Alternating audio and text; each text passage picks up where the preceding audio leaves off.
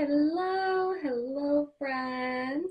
Raven wanted to join us today. She is being a little needy baby.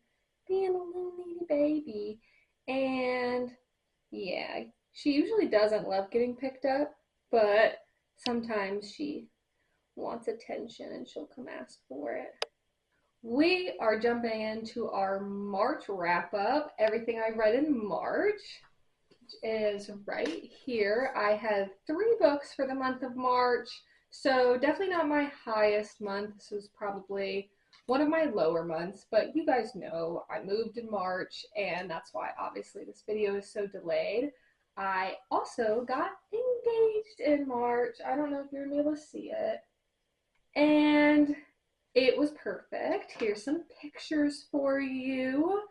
And yes, we are very excited to start the planning process, but let's go ahead and jump into our March stats. So we had 3 books, 681 pages, which is about 22 pages a day.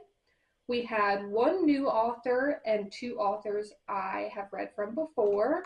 We had 2 series and 1 standalone. And then 2 were done through audiobook and 1 was read physically. We had a fantasy, a dark romance, and poetry. Alrighty, first up I got Adrift and Currents Clean and Clear by Seanan McGuire. This is the 10th book in the Wayward Children series, and they're all very short. I don't have the rest of the series here, but I very much enjoyed this one. I gave it 4 stars, and this one follows Nadia and her journey of going to her drowned world. So Nadia is a girl. She has only 1 arm. She was not born with both, and she is an orphan in Russia. And it's her journey of getting adopted by these American parents, her going to the United States and learning and trying to fit into American culture. Along that process, she ends up finding herself all the time in the pond behind her house where the turtles are. And one day she falls in, and as she is taken away to I can't remember what the world is, but it's a drowned world, or she is a drowned girl. So it is a world that's underwater,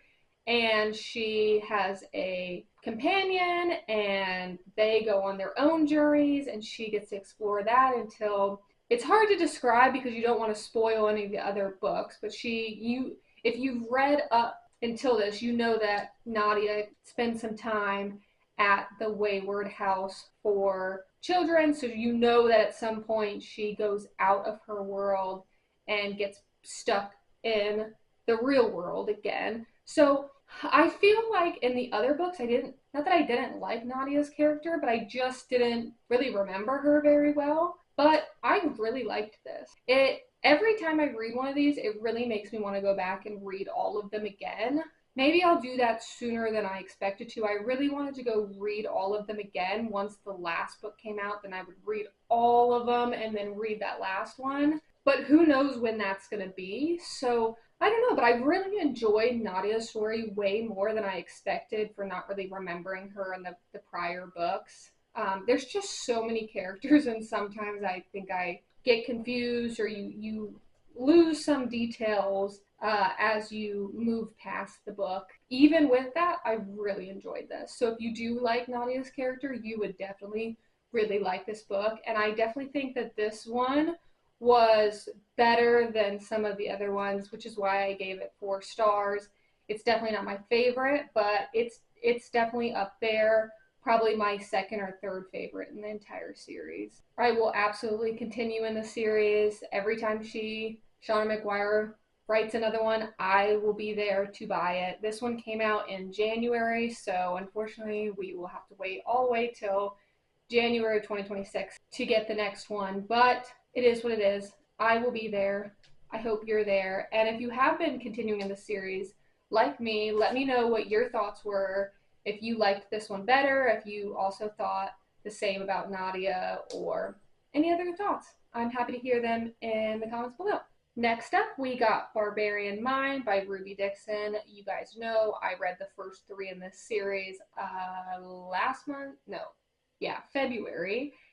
And it has unfortunately gone downhill.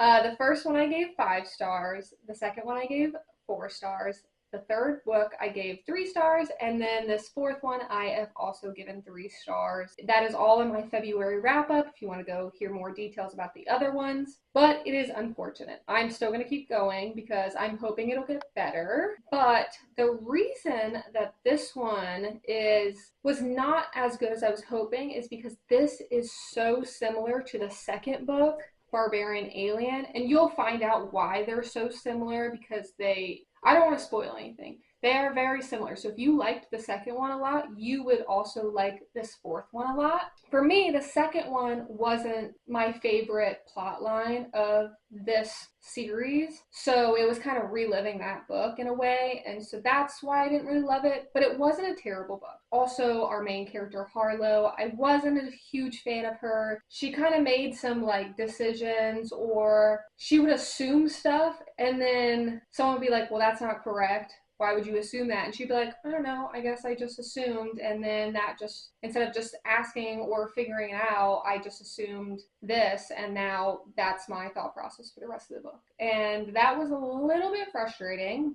But again, it's mostly spice in these books. I am kind of like pulling apart the small plot that it does have. I'm hoping the fifth one will be better. I do own the fifth and the sixth books, so I will give those a go. And if it's not good by then, I will stop the series. There's nothing really else to say about it. The spice was okay, the plotline was okay, and that's why I got 3 stars. I still like the series as a whole. I'm not done with the series yet, but this one just didn't do it for me. Last up, we got Love Her Wild by Atticus. This is a poetry collection talking about the amazing things in life, whether it's the small things, the big things, love, and I really enjoyed this one. I will definitely pick more up by Atticus, and it was just such a good time. It went by so quickly, and I tabbed it up quite a bit. I'll put up my favorite pages, as I always do. Another thing that was so awesome about reading this is I got this from a thrift store, and the person who read it before me put these little sticky notes occasionally with little poems that they wrote or things that they thought, and it was awesome to read their post-it notes of some of the poems that they wrote on these post-it notes. Made me enjoy this collection even more. And maybe that's why I ended up giving this 4 stars. I still absolutely loved all the stuff written by Atticus, but those little post-it notes made it such a fun experience to see this random person's thoughts and while they went through the poems. And it was just really cool. I haven't experienced someone else writing in the books. I thought that was so cool. But this one, it was so good. It also has lots of pictures, and of course it's not gonna flip to anything right this moment because, but it has pictures and stuff throughout, which always make it so much more enjoyable, a lot more immersive into what these poems are about. And I just loved it. I have gotten recently more poetry books by this author, so I will definitely keep going. And that's it. Like I don't really know what else to say about poetry. I just really enjoyed this. It's such a quick, easy read. I don't really have much else to say about it, but if you are someone who wants to get into poetry or wants a recommendation for poetry, this one would definitely be one I would recommend. What are you doing? Get down. Go. Alrighty. There we have it. Those are the 3 books I read in March. I appreciate you guys for being here. Recently, I hit 50 subscribers, which is just crazy and blows my mind. Thank you, thank you, thank you.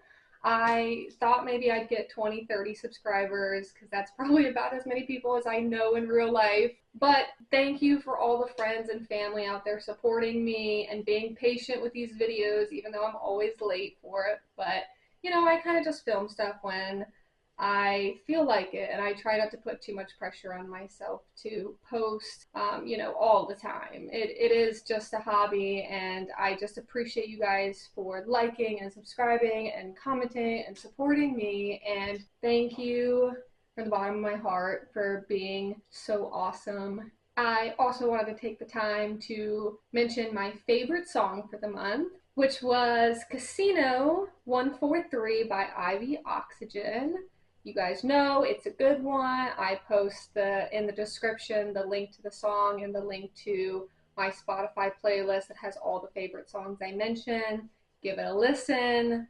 And that's it. I'm off to go read, of course. I hope you have a great rest of your day. Bye.